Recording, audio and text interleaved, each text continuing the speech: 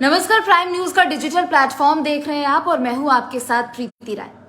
इस वक्त हम बात करेंगे सबसे बड़ी खबर की, जो कि उत्तर प्रदेश से आ रही है और इसका सीधा कनेक्शन गुजरात के साबरमती जेल से जुड़ा हुआ है। जब जब साबरमती जेल का नाम आता है, सबसे पहले दिलो दिमाग में नाम आता है माफिया अतीक अहमद का। जी हाँ, ये बड़ी खबर उत्तर प्रदेश से है, जहां उमेश पाल हत्याकांड, आप सबको पता है कि फरवरी के अंतिम दिनों में यानी 26 फरवरी को इस हत्याकांड को अंजाम दिया गया और उसके बाद ताबड़तोड़ तरीके से उत्तर प्रदेश के कई जगहों पर छापेमारी की जा रही है। और ना सिर्फ उत्तर प्रदेश में, बल्कि उत्तर प्रदेश के अलावा कई ऐसे राज्य हैं और कई ऐसे उत्तर प्रदेश के जिले हैं, बिहार के जिले हैं, जिनमें ताबड़तोड़ कार्रवाई की जा रही है। धीरे धीरे कर लोग हमारे साथ जुड़ रहे हैं। सुनील कुमार दीक्षित, बहुत बहुत स्वागत है आपका डिजिटल प्लेटफॉर्म पर हमारे। देखिए, कहीं ना कहीं उत्तर प्रदेश में कब क्या चीजें हो जाए, इसका आकलन कर पाना बहुत मुश्किल होता है।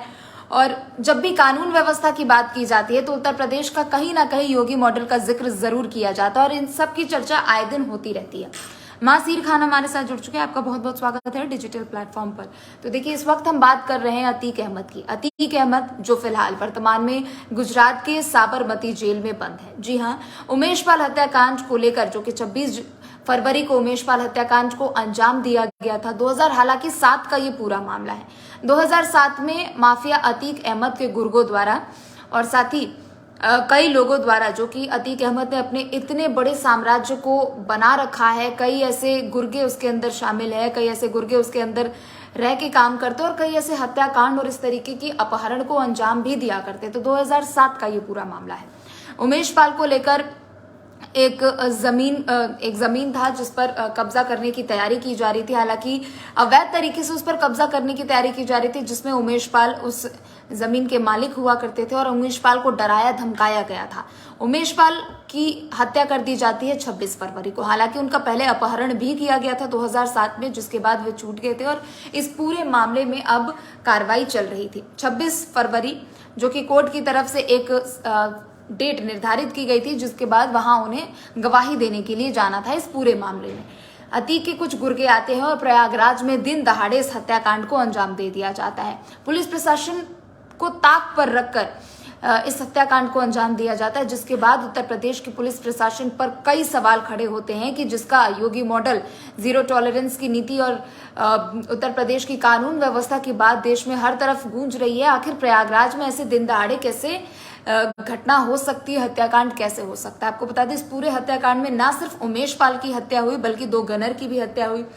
अतीक अहमद के कई गुर्गे इसमें शामिल थे। अतीक अहमद का बेटा असद, जो कि मुख्य आरोपी बताया जा रहा है, मुख्य शूटर बताया जा रहा है, उसी ने सबसे पहले अपनी क्रेटा कार से उतरकर उमेश पाल को गोली मारी थी। उसके बाद उसके गुर्गों द्वारा, जो वहां पर गनर मौजूद थे, उनके द्वारा उनकी हत्या कर दी जाती है। इस पूरे मामले में ताबड़तोड़ कार्रवाई चल रही है। यूपी एसटीएफ हर जगहों पर ठिकाने कर रही है। हर दूसरे राज्यों में जाकर दूसरे जिलों पर भी कई टीमें गठित कर छापेमारी की जा रही है। कई बार खबरें ये भी सामने आई कि अतीक अहमद के गुर्गे कहीं ना कहीं उत्तर प्रदेश बिहार के रास्ते होते हुए नेपाल और देश छोड़ने की फिराक में बताए जा रहे थे। तो सारी कार्रवाई एक सिलसिलेवार तरीके से की गई और उसके बाद यूपी एसटीएफ के सामने कई ऐसे लोगों के नाम आए, तकरीबन 33-34 लोगों के नाम आए, जो कि अतीक अहमद को मदद पहुंचाया करते थे किसी न किसी तरीके से। और ना सिर्फ ये माफिया थे, ना सिर्फ गुर्गे थे, बल्कि जब जांच आगे बढ़ाई गई, कार्रवाई आगे बढ़ाई गई, तो साथ ही कई पुलिस कर्मियों का भी नाम उसमें आने लगा कि कई लोग अतीक अहमद को भी मदद पहुंचाया करते थे। फिर उसके बाद बारी आती है अतीक के परिवार वालों की। अतीक के परिवार वालों, आप सबको पता है कि अतीक की पत्नी शाइस्ता परवीन लगातार इस हत्याकांड के बाद से फरार चल रही है। अतीक का बेटा, जो कि असद मुख्य आरोपी है इस पूरे हत्याकांड मामले में, वो भी इस हत्याकांड के बाद से लगातार फरार चल रहा है। कई सीसीटीवी फुटेज हालांकि सामने आए, जिसमें कई आरोपियों से, कई शूटरों से शाइस्ता परवीन, जो कि अतीक अहमद की पत्नी है, उनकी मुलाकात को दिखाया गया है। मुलाकात की खबरें सामने आई है, लेकिन बावजूद इसके अभी भी फिलहाल जो मुख्य आरोपी है, कुल मिला के 5 ऐसे मुख्य आरोपी हैं जो अभी भी गिरफ्त से बाहर है और उसको लेकर पुलिस की तरफ से तमाम छानबीन की जा रही है। आज ताजा अपडेट ये है इस पूरे मामले में कि अब उत्तर प्रदेश की पुलिस और उत्तर प्रदेश की एसटीएफ की टीम साबरमती जेल पहुंच चुकी है। जी हाँ, साबरमती जेल, जहां पे अतीक अहमद फिलहाल वर्तमान में बंद है। देखिए, एक तरफ जहां अतीक अहमद ने बीते दिनों कोर्ट में याचिका दायर की थी कि उसे यूपी नहीं आना है, तो वहीं दूसरी तरफ अब उत्तर प्रदेश की पुलिस साबरमती जा चुकी है। एसटीएफ की टीम, स्पेशल टास्क फोर्स की टीम भी साबरमती जेल जा चुकी है। और आपको बता दें कि तकरीबन 45 पुलिसकर्मी हो और साथ ही साथ 45 सुरक्षाकर्मी ऐसे लोगों को मिलाकर हैं जो 4 गाड़ियों के साथ साबरमती जेल गए हुए हैं। अहमदाबाद से प्रयागराज लाया जाएगा, यानी गुजरात से उत्तर प्रदेश लाया जाएगा। आप समझिए कि पश्चिम से उत्तर की ये जो डिस्टेंस है वो तय किया जाएगा, बाय रोड ये तय किया जाएगा। कहीं ना कहीं लोगों के मन में एक सवाल ये जरूर है कि क्या उत्तर प्रदेश की जो कानून व्यवस्था कहती है कि गाड़ी कभी भी पलट सकती है, उसको लेकर भी लोगों में डर बना हुआ है। 20-22 घंटे का ये सफर होने वाला है। अहमदाबाद से लेकर आप साबरमती, जो कि अहमदाबाद से लेकर ये जो सफर है उत्तर प्रदेश का प्रयागराज का 20-22 घंटे लगते हैं इस सफर को पूरा करने में। गुजरात के रास्ते से होते हुए राजस्थान, पंजाब, हरियाणा, दिल्ली और फिर उत्तर प्रदेश लाया जाएगा। तो देखिए, सबसे पहले अहमदाबाद से उदयपुर लाया जाएगा, उदयपुर से फिर भीलवाड़ा लाया जाएगा, भीलवाड़ा से फिर कोटा लाया जाएगा और ऐसे करते करते फिर दिल्ली पहुंचेगी पुलिस, दिल्ली से कानपुर पहुंचेगी और कानपुर से फिर उसे सबसे आखिर में प्रयागराज लाया जाएगा। तो जो कार्रवाई उमेश पाल हत्याकांड में लगातार दिनों दिन हो रही है, उससे ये कहना कहीं भी गलत नहीं होगा कि पुलिस प्रशासन ने कठोरतम से कठोरतम कार्रवाई की है। विक्की बंसल जी मैसेज कर रहे कि दीदी जी आज मैं लेट हो गया फेसबुक पर। कोई बात नहीं, आप अभी भी समझ सकते, आप टॉपिक समझ रहे होंगे कि मैं किस बारे में बात कर रही हूँ। दरअसल हम बात कर रहे हैं उमेश पाल हत्याकांड, जो कि प्रयागराज में दिन दहाड़े एक हत्याकांड को अंजाम दिया गया, जिसके मुख्य आरोपी अतीक अहमद के कई गुर्गे हैं। तो देखिए, अब 20 से 22 घंटे लगने वाले हैं अहमदाबाद से प्रयागराज का सफर तय करने में। चुनौतियां बहुत होने वाली है। पुलिस की 4 गाड़ियां गई हैं अतीक अहमद को लाने के लिए। आपको बता दें कि 2 कैदी वाहन भी लेकर जाया गया है, जो कि जेल के बाहर पहले से ही अब मौजूद कर दिए गए हैं। उन्हें जेल के बाहर ही खड़ा कर दिया गया है। एक रूट बनाया गया है, उसी रूट के जरिए, यानी गुजरात से राजस्थान, राजस्थान से पंजाब, हरियाणा, ये तमाम ऐसे रास्ते होते हुए अब पश्चिम से उत्तर प्रदेश यानी उत्तर में लाया जाएगा।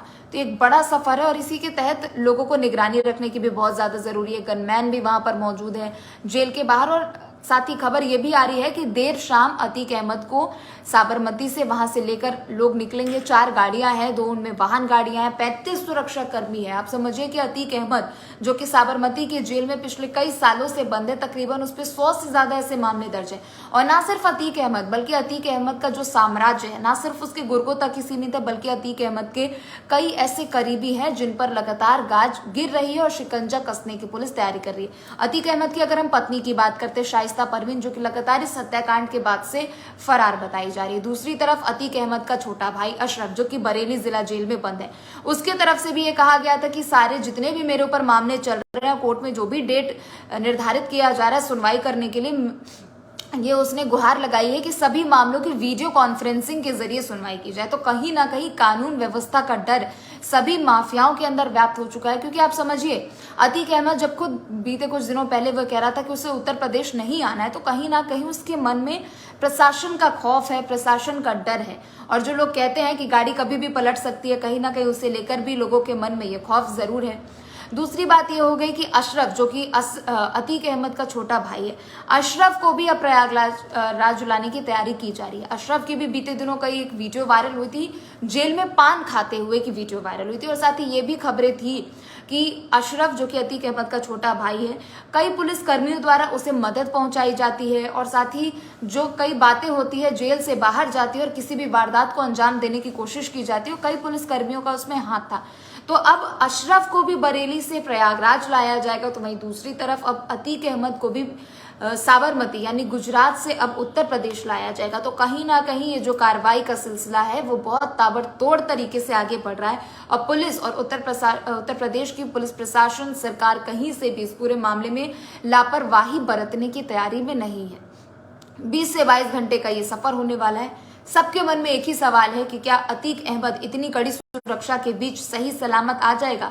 आप खुद सोचिए कि 100 से ज्यादा मामले अगर किसी व्यक्ति के ऊपर दर्ज है तो वो कितना खतरनाक होगा कि जिसे लाने के लिए 45 सुरक्षा कर्मी लगाए गए हैं, 4 गाड़ियां पुलिस की टीम लेके पहुंची है, 2 कैदी वाहन लेके पहुंची है। तो कहीं ना कहीं अब जो कार्रवाई है वो ताबड़तोड़ तरीके से की जा रही है। चूंकि पुलिस पर यह भी आरोप लगाए गए थे कि छोटी छोटी मछलियों पर पुलिस कब्जा कर रही है, उन पर शिकंजा कस रही है और बड़ी मछलियों तक पुलिस नहीं पहुंच पा रही है। और बड़ी मछली अतीक अहमद से बड़ी मछली इस पूरे हत्याकांड में कोई है ही नहीं, क्योंकि पूरी इस हत्याकांड की साजिश अतीक अहमद के द्वारा ही की गई थी और उनके गुर्गों द्वारा इसे पूरा अंजाम दिया गया था। कैसे वे कुछ लोग आते हैं, रेकी करते हैं उमेश पाल की। कोर्ट में उस दिन पेशी थी, गवाही थी उस पूरे मामले में, और गवाही के दिन ही उमेश पाल की हत्या कर दी जाती है और साथ ही साथ 2 गनर की भी मौत हो जाती है। तो अब जो चीजें लगातार हो रही है और अब जो कार्रवाई लगातार की जा रही है, अब यही देखना होगा कि अब अतीक अहमद जब उत्तर प्रदेश आता है तो क्या उससे पुलिस पूछताछ करती है और क्या उसके तरफ से बयान दिए जाते हैं। फिलहाल के लिए आज के इस डिजिटल प्लेटफॉर्म लाइव सेशन में सिर्फ इतना ही। आप देखते रहें प्राइम न्यूज। नमस्कार।